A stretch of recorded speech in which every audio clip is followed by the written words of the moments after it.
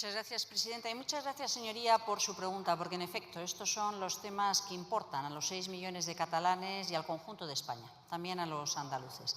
Y no se resuelven manteniendo no plazas de toros, como parecía apuntar la presidenta de la Comunidad de Madrid con respecto a la sequía en Cataluña, sino trabajando seriamente, con anticipación, con rigor, sobre las necesidades de agua, las posibilidades de cobertura y los escenarios climáticos. Y eso es lo que hemos venido haciendo.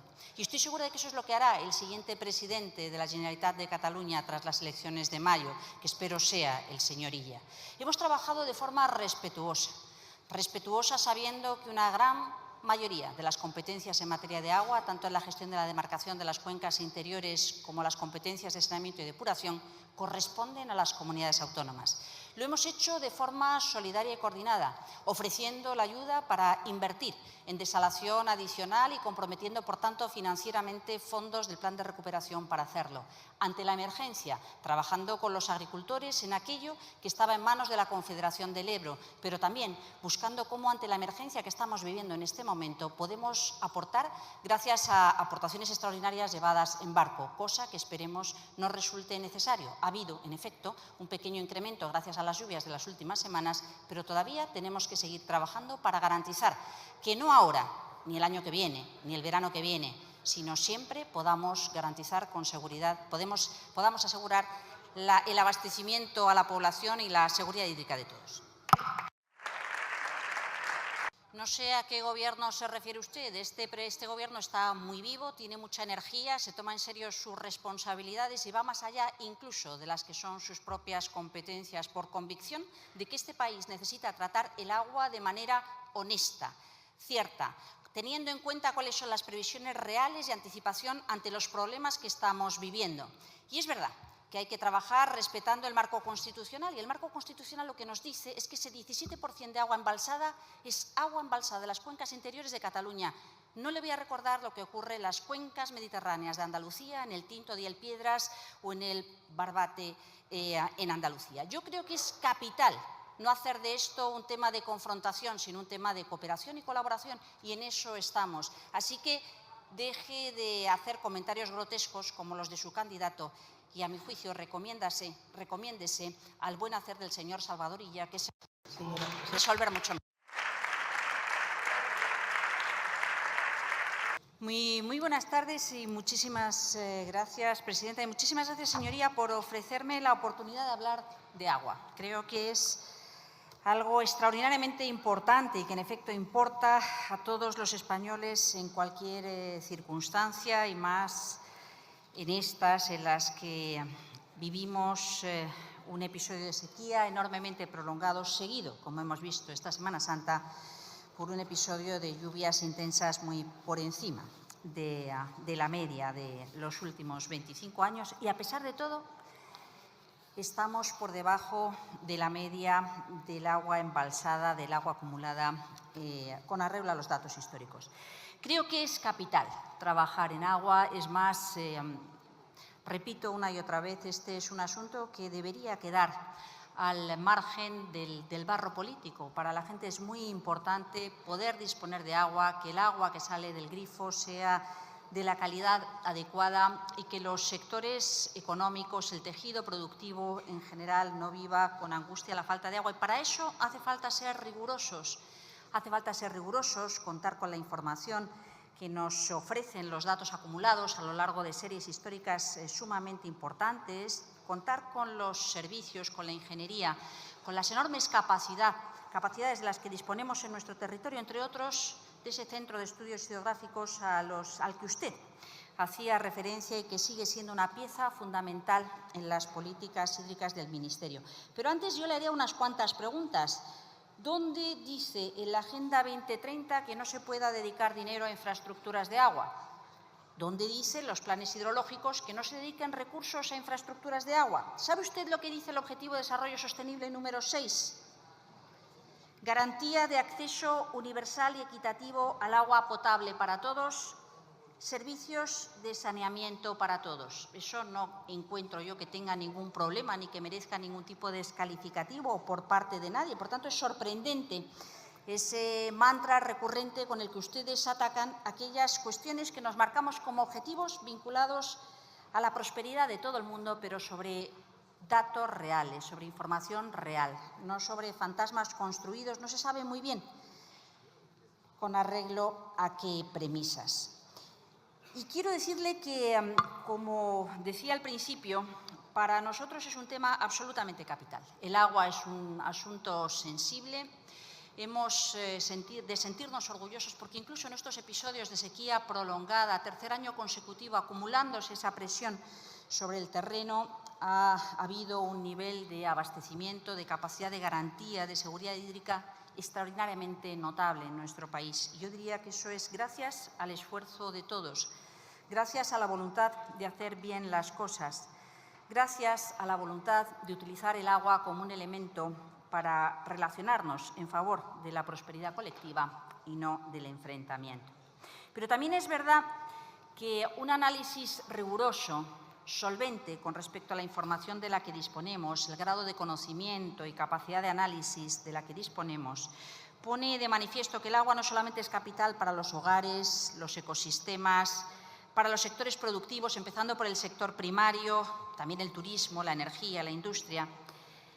Es un bien precioso que sufre los vaivenes de los impactos del cambio climático en las zonas del planeta con climas en transición, como ocurre con los países mediterráneos. Y por eso nuestro desafío, nuestro compromiso desde el primer día ha sido garantizar la seguridad hídrica, invertir de forma anticipada, entender y tender puentes, construir una respuesta que responda al interés general, ser solventes con respecto a los datos que manejamos y comprometidos con respecto a la información, a la regulación y al diálogo, a la participación en los procesos de toma de decisión, sobre la base de algunas premisas fundamentales, algunas de las cuales ya las he citado. Primero, solvencia, rigor en el empleo de la información, de los datos y del mejor conocimiento, porque disponemos de muy buenos conocedores del ciclo del agua y de las previsiones, de la capacidad de anticipación, proyecciones y escenarios climáticos. Segundo, anticipación en la gestión.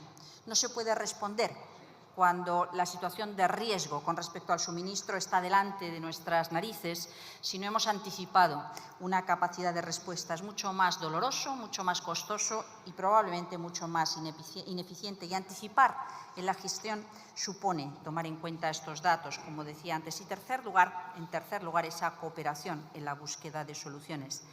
Necesitamos ser coherentes, necesitamos ser responsables, necesitamos mantenernos firmes en la necesidad de responder con una gestión racional del uso del agua que tenemos, velar por su calidad, por su disponibilidad y hacerlo de conformidad con la legislación ambiental, con la capacidad de seguimiento de nuestra Administración hidráulica, reforzando los servicios de nuestras confederaciones, modernizándolos, dotándolos de los medios que se necesitan, aprovechando los recursos digitales que hoy están al alcance de nuestra mano, pero también los recursos humanos que requieren un apoyo adicional.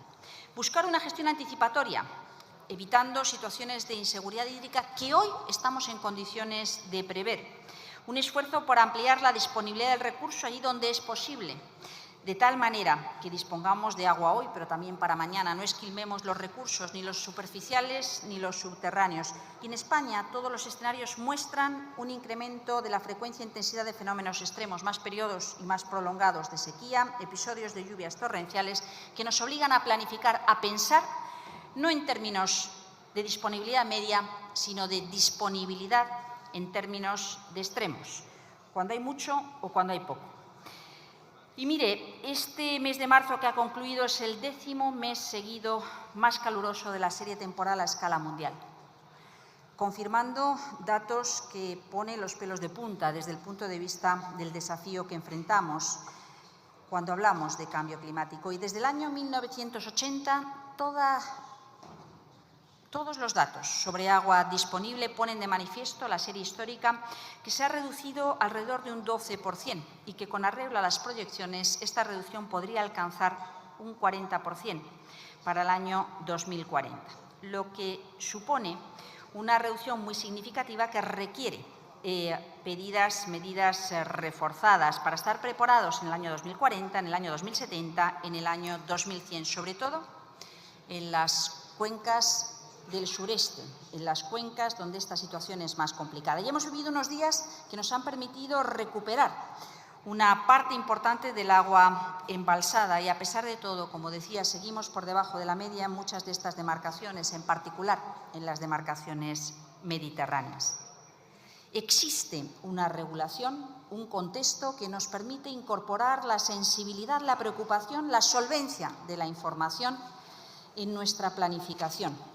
Existe, por tanto, un pacto nacional en torno al agua, de fondo y de forma. Son los planes hidrológicos que aprobamos el pasado mes de enero de 2023. Garantía de abastecimiento, completada con planes de sequía, con planes para hacer frente al riesgo de inundación, con capacidad para atender y reforzar la disponibilidad, pero también la calidad y la cantidad de las aguas subterráneas, entendiendo cómo funcionan estos ecosistemas, donde, por cierto, ha habido poca recuperación en estas últimas lluvias. Actuaciones que en su conjunto permitan reducir la extracción de aguas subterráneas, que son nuestro almacén al que acudimos en condiciones, en situaciones de extraordinaria necesidad, como es ahora, pero evitando el que se mantengan dinámicas de sobreexplotación o de contaminación de acuíferos que pongan en riesgo estas masas de agua. Luchando contra la contaminación, porque decía, no solamente importa que salga agua del grifo, sino que se pueda beber, como por otra parte le pedimos a algunos responsables en el abastecimiento, saneamiento y depuración, como ocurre en la Sierra Norte de Córdoba, en la comarca de Los Pedroches, donde afortunadamente ha llovido, pero todavía se requiere una inversión por parte de la Diputación que es importante. Una preocupación creciente por la contaminación por nitratos. España ha sido condenada precisamente por ello y nos tenemos que hacer frente a multas coercitivas al respecto, pero también con nuevas contaminaciones de sustancias emergentes como microplásticos o antibióticos a los que hay que hacer frente. Hemos querido dedicar un volumen muy importante de recursos a la generación de más agua a través de lo que antes se calificaba como recursos no convencionales. Recursos no convencionales que proceden de un incremento de la capacidad de desalación en las plantas existentes y una inversión en nuevas instalaciones asociadas, por cierto, a energía renovable para que tengan un coste menor. De tal manera que la capacidad de desalación en 2024 alcanzaba los 500 hectómetros cúbicos año y nuestra intención es que se incremente un 20% antes del final de 2027. Una aportación adicional gracias a la reutilización, de modo que las aguas depuradas sean duplicadas antes del año 2027, alcanzando los 900 hectómetros cúbicos. Recursos de superficie subterráneos procedentes de la desalación o la reutilización, que son la referencia fundamental para organizar las prioridades en los planes hidrológicos. Una gestión integral del ciclo del agua que en cantidad, calidad y usos debe ser coherente y debe ser compatible y complementaria a la Estrategia Nacional de Restauración de Ríos, porque, en efecto, el agua es también un bien ambiental, los ecosistemas fluviales son importantes, el mantenimiento de los caudales ecológicos es capital desde el punto de vista ambiental, desde el punto de vista del cumplimiento con nuestras obligaciones y la legislación europea. Y a esto hemos sumado la vocación de modernizar nuestro sistema de gestión, de seguimiento de las demarcaciones del ciclo del agua, tanto el ciclo urbano como el consumo en baja para los agricultores. Y por eso hemos lanzado un plan para la digitalización del ciclo del agua. En total, más de 20.000 millones movilizados asociados a los planes hidrológicos, 3.500 millones asociados a este PERTE de la digitalización del ciclo del agua, acompañados, como decía antes, de restauración ecológica de cauces, de riberas y de humedales especialmente importantes en nuestro país, como Doñana, el Mar Menor, el Delta del Ebro, las Tablas de Daimiel o la Albufera de Valencia. Un esfuerzo inversor sin precedentes, sin precedentes. Le agradezco las referencias a la Segunda República y le agradezco las referencias también a la gestión que desde el Partido Socialista se ha venido haciendo para responder al interés general, para construir una España en la que todo el mundo sienta que el interés general está representado en la política hidráulica y no dependa exclusivamente de cuál sea el color del Gobierno en cada uno de los partidos de las comunidades autónomas. Pero hemos querido ir más allá, apoyando apoyando a las comunidades autónomas que en estos momentos lo están pasando mal. Hemos querido apoyar a los pequeños municipios en los expedientes de depuración y saneamiento para poder responder a nuestras obligaciones, pero sabiendo que lo tienen complicado, con arreglo a su propio presupuesto. Apoyar el abastecimiento en episodios de sequía en las dos demarcaciones más afectadas, en los dos territorios con demarcaciones responsabilidad de la comunidad autónoma más afectados, tanto en Cataluña como en Andalucía. Y esto no es lo único que hemos hecho en episodios de sequía, también, como usted muy bien sabe, adoptar medidas extraordinarias para poder acompañar al campo, a la agricultura, a los regantes o a aquellas explotaciones de secano que lo están pasando mal, precisamente porque no llueve. Muchas gracias. Muchas gracias y empiezo por decir que le agradezco el tono y que estaré dispuesta a hablar de agua siempre que ustedes quieran y siempre y cuando sea en este tono. Pero hay varias cosas que me han llamado la atención de su intervención. La primera es que, ¿por qué dice usted que no hacemos caso a la ingeniería, a los servicios, a la información? Todo lo contrario. Lo hacía la ministra Narbona en tiempos del presidente Rodríguez Zapatero, lo hacemos ahora y creo que esto es no solamente imprescindible, sino que al revés. Yo le invitaría a que dejaran a un lado el populismo hídrico y piensen que solamente su solución, sobre la base de lo que ustedes se inventan, alejado de la realidad y de los datos de los que disponemos, pueda ser una solución adecuada para los españoles, porque no es verdad. Y es lo peor que podemos hacer, engañar a la gente prometiendo agua como si no hubiera un mañana. Y esta lección la hemos aprendido. Y los términos de la conversación hoy, afortunadamente, están mucho más pegados a tierra y se entiende mucho mejor cuáles son los grandes desafíos. No es demagogia ecologista radical que no llueva. Y no es demagogia ecologista radical invertir en aportar más recursos no convencionales, en buscar eficiencia o acompañar la modernización de regadíos. Al contrario. Lo que es demagogia radical es pensar que no llueve por las plazas de toros o por la Agenda 2030. Eso sí que es demagogia radical, absurda, sin fundamento. Por tanto, creo que es imprescindible poder contar